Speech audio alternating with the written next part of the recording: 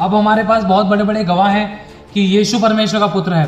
पिता ने प्रभु यीशु को पहचाना अपने पुत्र के रूप में, यीशु ने खुद अपनी पहचान दी परमेश्वर के पुत्र के रूप में, और पवित्र आत्मा ने पहचाना यीशु को परमेश्वर के पुत्र के रूप में, और जिब्राइल स्वर्गदूत ने भी कहा यीशु परमेश्वर का पुत्र करके, और यूहन्ना नबी ने भी यीशु को परमेश्वर का पुत्र करके पहचाना, और यीशु मसीह के प्रेरितों ने परमेश्वर का पुत्र करके पहचाना। मार्था ने यीशु को परमेश्वर का पुत्र करके पहचाना जो जगत में आने वाला था, और रोमी लोगों ने क्रूस के समय यीशु को परमेश्वर का पुत्र करके पहचाना, और दुष्ट आत्माओं ने भी यीशु को परम प्रधान परमेश्वर का पुत्र करके पहचाना।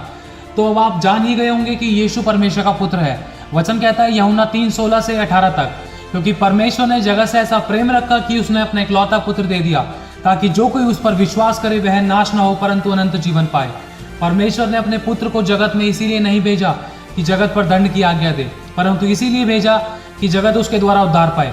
जो उस पर विश्वास करता है उस पर दंड की आज्ञा नहीं होती, परंतु जो उस पर विश्वास नहीं करता वह दोषी ठहर चुका, इसीलिए कि उसने परमेश्वर के इकलौते पुत्र के नाम पर विश्वास नहीं किया।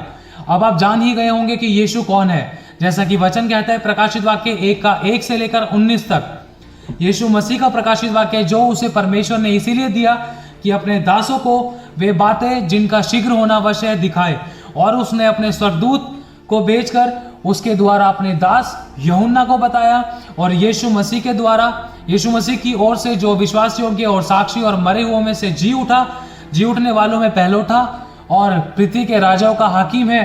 तुम्हें अनुग्रह और शांति मिलती रहे। जो हमसे प्रेम रखता है और जिसने अपने लहू के द्वारा हमें पापों से छुड़ाया है, और हमें एक राज्य और अपने पिता परमेश्वर के लिए एक याजक भी बना दिया। उसी की महिमा और पराक्रम युगानुयुग रहे, आमीन। देखो वह बादलों के साथ आने वाला है, और हर एक आंख उसे देखेगी, वरन जिन्होंने उसे बेधा था वे भी उसे देखेंगे, और पृथ्वी के सारे कुल के लोग उसके कारण छाती पीटेंगे। हाँ, आमीन। प्रभु परमेश्वर वह जो है और जो था और जो आने वाला है, जो सर्वशक्तिमान है, वह यह कहता है कि मैं ही अल्फा और मैं ही ओमेगा हूँ। जब मैंने उसे देखा है तो उसके पैरों पर मुर्दा सा गिर पड़ा, और उसने मुझ पर अपना दाहिना हाथ रखकर कहा, यह कहा है कि मत डर, मैं प्रथम और अंतिम हूँ और जीवता हूँ। मैं मर गया था और अब देख मैं युगानुयुग जीवित हूँ, और मृत्यु और अधोलोक की कुंजियां मेरे ही पास हैं। इसलिए जो बातें तूने देखी हैं और जो बातें हो रही हैं और जो इसके बाद होने वाली हैं, उन सब को लिख ले। अब हम आगे पढ़ेंगे प्रकाशित वाक्य 22 का 12 से लेकर 16 तक। देख मैं शीघ्र आने वाला हूँ, और हर एक के कामों के अनुसार बदला देने के लिए प्रतिफल मेरे पास है। मैं अल्फा और ओमेगा, पहला और पिछला, आदि और अंत हूँ। मुझे यीशु ने अपने स्वर्गदूत को इसीलिए भेजा कि तुम्हारे आगे कलीसिया के विषय में इन बातों की गवाही दे। मैं दाऊद का मूल और वंश और भौर का चमकता हुआ तारा हूँ। बस अविश्वासियों के लिए इतना कहूंगा, जैसा कि लिखा है रोमियो 3 का 3 से लेकर 4 में, यदि कितने विश्वासघाती निकले भी तो क्या हुआ? क्या उनके विश्वासघाती होने से परमेश्वर की सच्चाई व्यर्थ ठहरेगी? कदापि नहीं, वरन परमेश्वर सच्चा और हर एक मनुष्य झूठा ठहरे।